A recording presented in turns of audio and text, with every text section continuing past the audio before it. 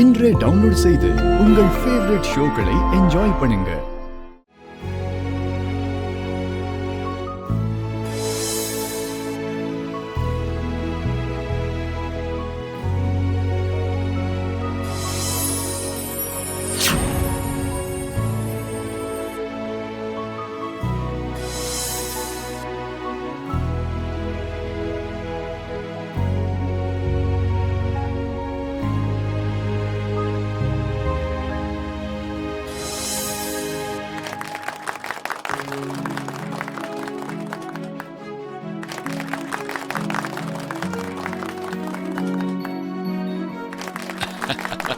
That's good.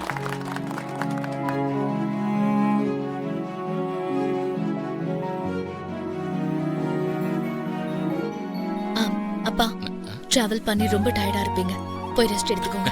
மத்த விஷயம் எல்லாம் அப்புறம் பேசிக்கலாம். கல்யாணத்தை தான் முடிச்சிட்டீங்க, மத்த சடங்கெல்லாம் முடிச்சிட்டீங்களா இல்லையா?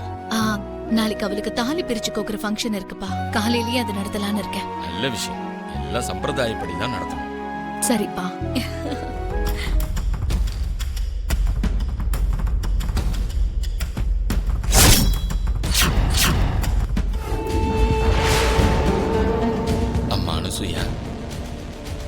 நான் வாக்கு கொடுத்த மாதிரி பசங்களுக்கு சம்பந்தப்பட்ட சொத்து பத்திரம், அந்த வீட்டு சாவி உன் கையில ஒப்படைச்சிட்டு என் கடமையை நிறைவேற்றிக்கணும். உங்களுக்கு தெரியாதது என்ன இருக்கு? நீங்க பெரியவரே. ஆனா ஊர்ல சில இடங்கள்ல இருந்து நமக்கு பணம் வரணும், இன்னும் சில இடங்கள்ல பணம் நாம கொடுக்கணும். இப்ப ஊருக்கு போய் அதெல்லாம் என்னன்னு தெளிவா பார்த்து முடிச்சிட்டு வரேன். அது எல்லாமே பசங்களோட தாச்சே. உங்ககிட்ட ஒவ்வொரு பத்திரத்துக்கும் சம்பந்தப்பட்ட விஷயத்த தெளிவாக்கிட்டு கொடுக்கணும்ல.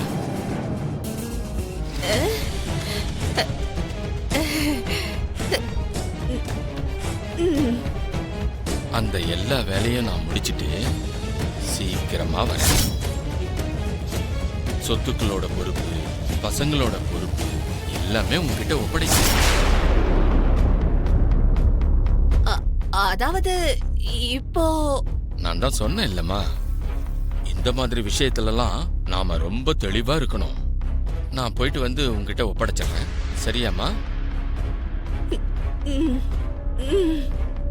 சரிங்க சின்ன மாமா. நானி ஜானவிய பத்திரமா பாத்துக்கிறேன். ஜானவிக்கும் நானிக்கும் ஒரு நல்ல எதிர்காலம் அமையற வரைக்கும் இதை இப்படியே முன்னோக்கி கொண்டு போக வேண்டியது. வா நரேந்திரா. வாங்க சித்தப்பா.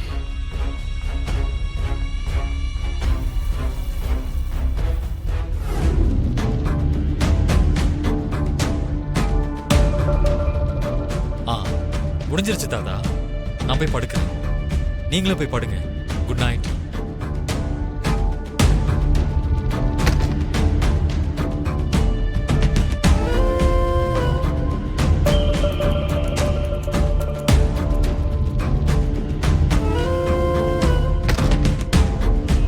இந்த டைம்ல அந்த பொண்ணு மட்டும் உள்ள ரூம்ல தனியா இருக்கு.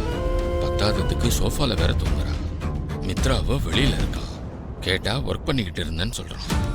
காலையில நெக்லஸ் போட்டு விடும்போது கூட மித்ரா முகத்துல சந்தோஷமே இல்லை. புதுசா கல்யாணம் ஆன ஜோடினா ஒருத்தர் இப்பவும் பிரிஞ்சிருக்க மாட்டாங்க.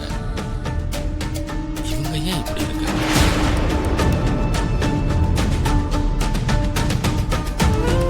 ஆமா, மித்ரா இந்த கல்யாணம் விருப்பப்பட்டு தான் பண்ணிக்கிட்டானா? அப்படி இல்லைன்னா வேற என்ன நடந்திருக்கும்? அந்த பொண்ணுக்கு யாரும் இல்லைன்னு சொன்னாங்க, சித்தி வீட்டில் தான் இருந்தான்னு சொன்னாங்க. அப்போ பெத்தவங்க இல்லாம எந்த சொத்து பத்தும் இல்லாம இந்த பொண்ணு தான் வேணும்னு எதுக்கு பிடிவாதமா கல்யாணம் பண்ணி வச்சிருக்காங்க?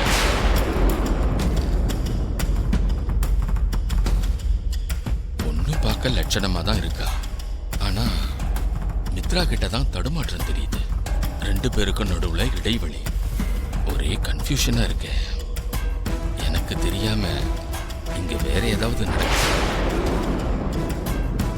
என்னன்னு தெரிஞ்சுக்கணும். மித்ராவுக்கும் லக்ஷ்மிக்கும் ஒருத்தர் பிடிச்சிருக்கான்னு முதல்ல கண்டுபிடிக்கணும்.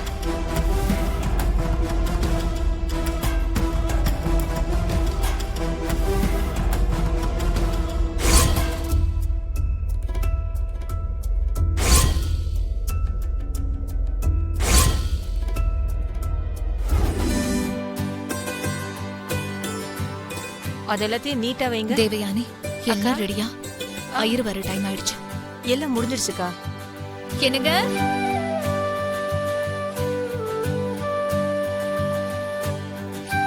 அண்ணி வாங்க அண்ணி. அக்கா அக்கா நானி எப்படி இருக்க ஜானு? நல்லா இருக்கேன்க்கா. சித்தி சித்தப்பா ஷாலினி எல்லாரும் நல்லா இருக்காங்களா? எல்லாரும் நல்லா இருக்காங்கக்கா. வணக்கம் அங்கிள். வணக்கம் அங்கிள். வணக்கம்ப்பா. வணக்கம்மா. வணக்கம் ஆண்டி. வணக்கம் ஆண்டி. எப்படி இருக்கீங்க? எல்லாரும் நல்லா இருக்கோம் அங்கிள்.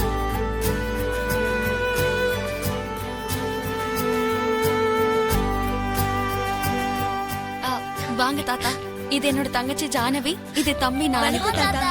ஹலோ நானி.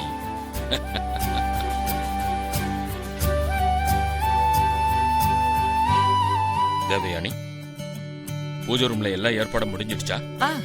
எல்லாம் முடிஞ்சிருச்சு பெரியப்பா. ஐயர் வந்து ஆரம்பிச்சிடலாம். வந்துட்டே இருக்கேன். நீங்க என் பேரை சொல்றதுக்கு முன்னாடியே நான் உங்க முன்னாடி நிக்கிறேன் பாருங்க.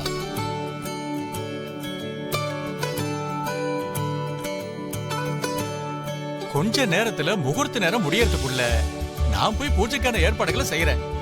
நீங்க பொண்ணையும் மாப்பிளையும் கூட்டிட்டு வந்துருங்க. நான் வந்ததுல இருந்து பாத்துக்கிட்டு இருக்கேன். அவன் ஒரு மாதிரியாவே இருக்கான்.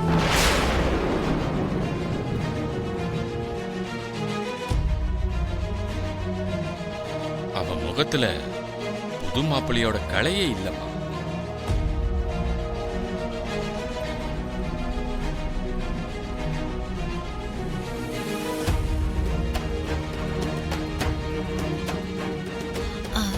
இல்லப்பா, அவன் ஏதோ ஆபீஸ் ஒர்க்கெல்லாம்.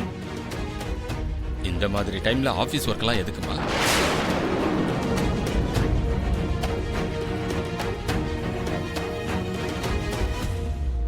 தாத்தா, வீடு ஃபுல்லா தேடி பார்த்துட்டேன். அண்ணாவை காணோம்.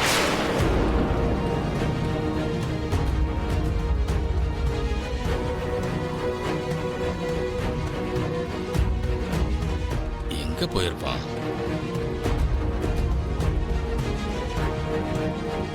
என்ன யாரும் பேச மாட்டேங்க?